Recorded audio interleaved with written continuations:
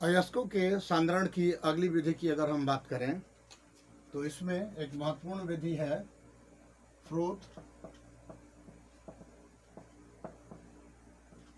Flotation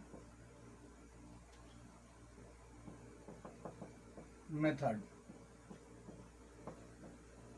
froth flotation method ये फेन उत्पल्लावन विधि इसको बोलते हैं, या फेन पल्लवन विधि इसे कहा जाता है। फेन उत्पल्लावन विधि या फेन पल्लवन विधि कहा जाता है। इस विधि के द्वारा मुख्य रूप से सल्फाइड अयस्कों का सांद्रण करते हैं। सल्फाइड अयस्क जैसे पीबीएस, लेड सल्फाइड, जेडएनएस, इस तरह के, या कॉपर पाइराइट, CuFeS2, इस तरह के अयस्कों को सांद्रित यदि करना हो तो हम फ्रोथ फ्लोटेशन मेथड का उपयोग करते हैं। इस विधि में महीन चूर्णित अयस्कों को पानी में मिलाते हैं।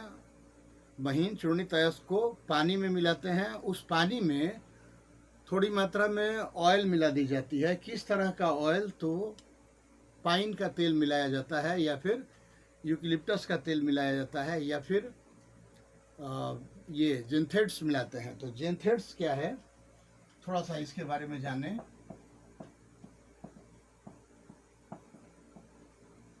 जेंथेट्स मिलाते हैं।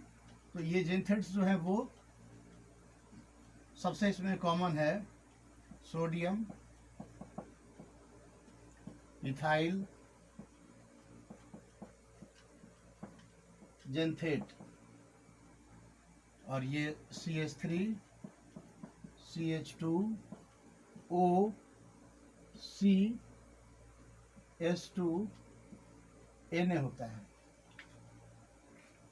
सोडियम इथाइल जेंथेट ये मिलाते हैं हम लोग झाग पैदा करने के लिए, और इसमें इन्हें कलेक्टर्स कहा जाता है। और इन झागों को स्टेबलाइज करने के लिए फ्रोथ स्टेबलाइजर मिलाया जाता है, जिसमें एनिलीन या क्रिसॉल जैसे पदार्थ हो सकते हैं। तो जब सल्फाइड अयस्क को पानी में मिलाते हैं, इस तरह से कलेक्टर्स और फ्रोथ स्टेबलाइजर के साथ मिलाते हैं, और उसमें तेज गति से हवा प्रवाहित की जाती है, वायु प्रवाहित की जाती है, तो अयस्क के कण इस तेल के साथ झाग बनाकर ऊपर चले आते हैं, और जो अशुद्धियां हैं वो पानी के साथ मिलकर बर्तन के पेंदी में नीचे तल में बैठ जाती है। तो झाग के रूप में अयस्क को, शुद्ध अयस्क को हम लोग किनारे कर लेते हैं, और अशुद्धियां उसी बर्तन के तली में नीचे बैठी रह जाती है।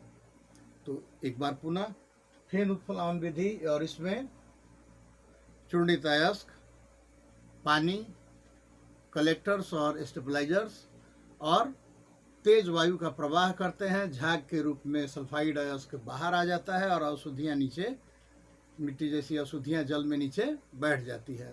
तो अयस्कों के सांद्रण का ये एक तरीका हुआ। इसी में अगर तेल और पानी का अनुपात थोड़ा सा कंट्रोल किया जाए तो दो सल्फाइड अयस्कों को भी एक दूसरे से पृथक कर सकते हैं। अगर दो तरह का सल्फाइड अयस्क है तो उन्हें भी इस विधि में एक दूसरे से हम पृथक कर सकते हैं, तेल और पानी के जो रेशियो है उस पर कंट्रोल करके। जैसे जिंक सल्फाइड और पीबीएस, लेड सल्फाइड, दोनों यदि एक ही अयस्क के साथ मिला हुआ हो तो उन दोनों को अलग करने के लिए एक सामक का भी, डिटर्जेंट्स का भी यूज करते हैं, जैसे कि NaCN,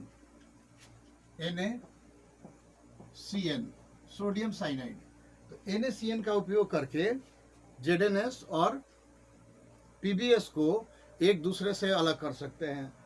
NaCN का यूज करने पर ये जेडएनएस को